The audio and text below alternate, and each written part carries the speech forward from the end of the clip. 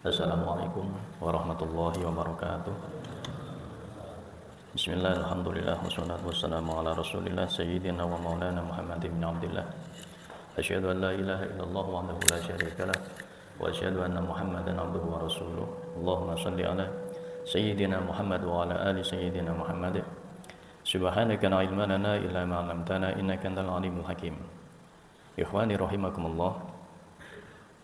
Di bulan suci Ramadan ini sudah kita ketahui bersama bahwasanya Allah Subhanahu wa taala membuka pintu ampunannya seluas-luasnya. Dan Allah akan mengampuni dosa-dosa hambanya bagi siapa saja yang mau minta ampun. Akan tetapi ada 4 jenis model orang yang di situ di bulan suci ini dia tidak akan mendapatkan ampunan dari Allah Subhanahu wa taala. Yang pertama, mudminu khamrin, orang yang di bulan suci Ramadan masih minum minuman keras. Meskipun di siang harinya dia berpuasa, meskipun di siang harinya dia beribadah, akan tetapi kalau di malam harinya dia masih minum khamr, minum minuman keras, maka dia termasuk golongan yang tidak akan mendapatkan ampunan dari Allah Subhanahu wa taala. Yang kedua, wa'akum liwalidayhi, seorang anak yang di situ durhaka kepada kedua orang tuanya. Ahli ibadah, ahli jamaah ke masjid, ahli puasa, ahli qiyamul lail. Akan tetapi dia masih sering menyakiti hati ibunya, hati ayahandanya, maka orang seperti ini meskipun dia ahli ibadah, ahli istighfar, minta ampun kepada Allah di bulan suci ini, maka permintaan ampunannya sia-sia. Allah tetap tidak akan mengampuni dosa-dosanya. Karena apa? Durhaka kepada kedua orang tuanya. Dan itu banyak anak-anak yang di situ ahli ke masjid, ahli beramal soleh, akan tetapi terhadap orang tuanya masih suka membantah, masih suka mendebat, masih suka, intinya suka menyinggung perasaan kedua orang tuanya. Ini termasuk orang yang tidak akan mendapatkan ampunan di bulan suci Ramadan. Kalau di bulan suci saja sudah tidak mendapatkan ampunan, bagaimana dengan bulan-bulan yang lain? Yang ketiga, waqadi'ur rahim, orang yang memutus tali silaturahim. Adik sama kakak, saudara sekandung bertengkar, berselisih, rebutan warisan sehingga tidak mau saling menyapa satu sama lain. Atau dia memutus tali persaudaraan dengan saudara ibu, saudara ayahnya, bibi, paman dan lain sebagainya. Ya, orang yang memutus tali silaturahim, meskipun dia minta ampun pada Allah di bulan suci Ramadan, meskipun dia berpuasa qiyamul lail, tetap dia tidak akan mendapatkan ampunan dari Allah Subhanahu wa taala.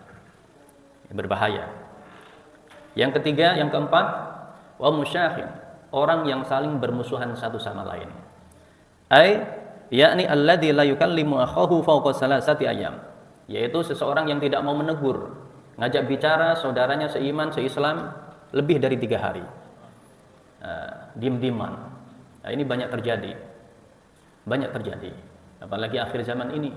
Sesama umat Islam saling bermusuhan, sama-sama beriman, sama-sama muslim, kitabnya sama Al-Quran, nabinya sama, Nabi Muhammad, sholatnya sama, semuanya sama, akan tetapi satu sama lain saling bermusuhan, saling menghujat, saling melaknat, saling memaki, mencaci dan lain sebagainya.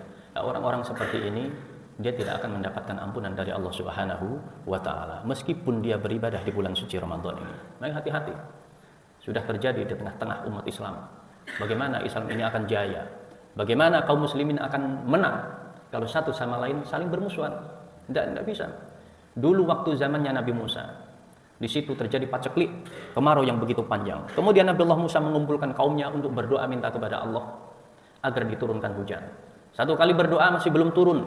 2 kali berdoa masih belum turun. 3 kali berdoa minta kepada Allah, seluruh kaumnya dikerahkan, masih belum turun hujan juga.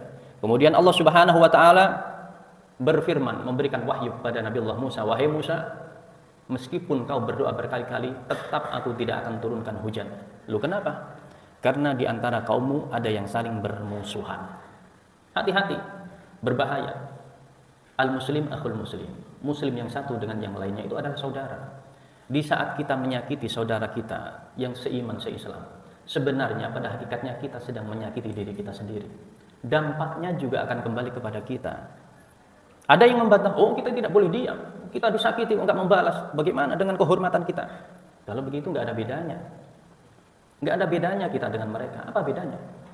Padahal Rasulullah Shallallahu Alaihi Wasallam mengajarkan kalau kita disakiti balaslah dengan kebaikan. Kalau kita disakiti maafkan. Kalau saling membalas satu dengan yang lain, dicaci balas mencaci, dilaknat balas melaknat, fitnah balas memfitnah. La haula wala quwata illa billah. Islam ini akan mundur, tidak akan pernah di depan, tidak akan pernah meraih kemenangan, kejayaan. Ya, kuncinya satu, kalau ingin jaya Islam ini harus bersatu. Caranya bersatu, harus ada yang ngalah. Kalau kedua kubu ini nggak ada yang ngalah, ya sudah sampai kiamat begitu saja. Tunggu saja turunnya Imam Mahdi, Nabi Isa. Ma'asyiral muslimin rahimakumullah. Wa qati'ur rahim, memutus tali silaturahim, ini harap diperhatikan juga.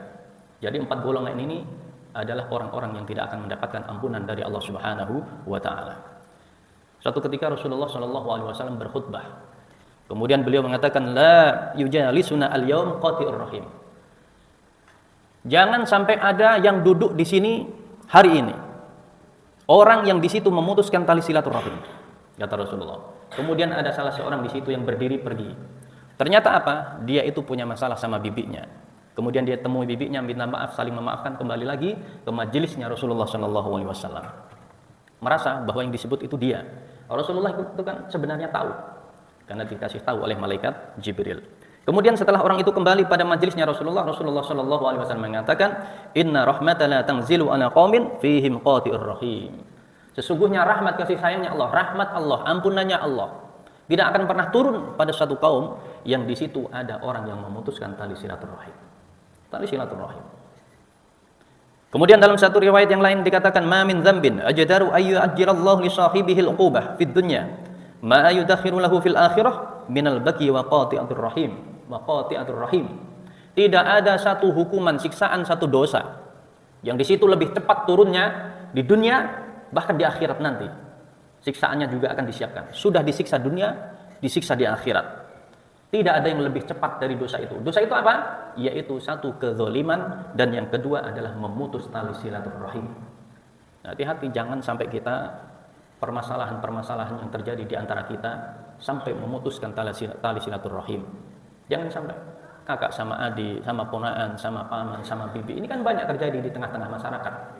Sesama saudara, saudara sekakek, saling tidak menyapa. Begitu juga dengan permusuhan. Sesama Islam, sesama orang beriman, tidak saling menyapa. Gara-gara beda organisasi, beda pilihan politik, saling diam-diaman, tidak menyapa. Bahkan begitu disapa, diucapkan salam, tidak mau menjawab. Naudzubillah summa naudzubillah. Nah, ini meskipun dia itu ahli ibadah, ahli ke masjid, ahli qiyamul lail, ahli puasa, ahli membaca Al-Quran, tetap dia tidak akan mendapatkan ampunan dari Allah Subhanahu wa taala. Naudzubillah summa naudzubillah. Kita targetnya di bulan suci Ramadan ini adalah untuk mendapatkan ampunan dari Allah. Maka berhati-hatilah, coba kita teliti kiranya apa yang menyebabkan diri kita itu tidak akan mendapatkan ampunan. Nah, di situ harus kita perbaiki. Masih ada waktu untuk bertaubat, masih ada waktu di bulan suci ini beberapa hari untuk kita kembali membersihkan diri kita. Kalau ada permasalahan dengan orang lain, datang minta maaf. Kalau pernah kita tidak menyapa orang lain, sapa sekarang. Ucapkan salam dan lain sebagainya. Semoga dengan itu Allah ampuni dosa-dosa kita, Allah terima amal ibadah kita di bulan suci Ramadan ini. Amin ya rabbal alamin. Kemudian yang terakhir, saya meralat keterangan saya mengenai keterangan zakat yang kemarin, bahwasanya zakat mal itu nisabnya 85 gram emas. Sebenarnya di pikiran saya itu 85, tapi yang setelah saya cek rekodnya, rekamannya, kok 55 munculnya. Karena ini kan selalu direkam. Jadi sebelum itu saya cek lagi. Oh, ini salah. 85 gram. Jadi kalau kita punya harta senilai harga 85 gram emas, keluarkan zakatnya. Dan zakat mal itu tidak harus di bulan suci Ramadan. Tidak harus. Akan tetapi kalau kita mau mengeluarkan di bulan suci Ramadan, kita dapat keutamaan pahala berlipat ganda di bulan suci Ramadan. Ya mending dikeluarkan di bulan suci Ramadan. Ya begitu ya. Jadi sudah jelas. Mohon maaf. Wassalamualaikum warahmatullahi wabarakatuh.